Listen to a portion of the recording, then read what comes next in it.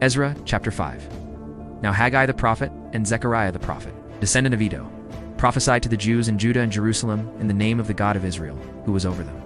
Then Zerubbabel, son of Shealtiel, and Jeshua, son of Jozadak, set to work to rebuild the house of God in Jerusalem. And the prophets of God were with them, helping them. At that time, Tattenai, governor of Trans-Euphrates, and Shethar-Bozenai and their associates went to them and asked, "Who authorized you to rebuild this temple and restore this structure?"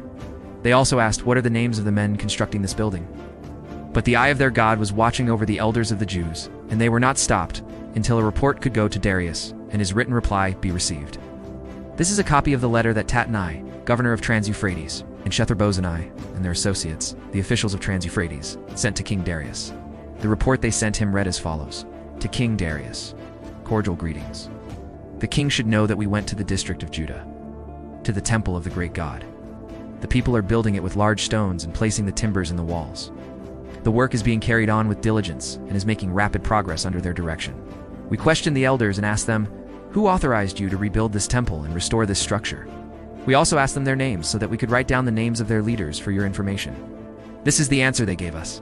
"We are the servants of the God of heaven and earth, and we are rebuilding the temple that was built many years ago, one that a great king of Israel built and finished. But because our fathers angered the God of heaven, he handed them over to Nebuchadnezzar the Chaldean, king of Babylon, who destroyed this temple and deported the people to Babylon.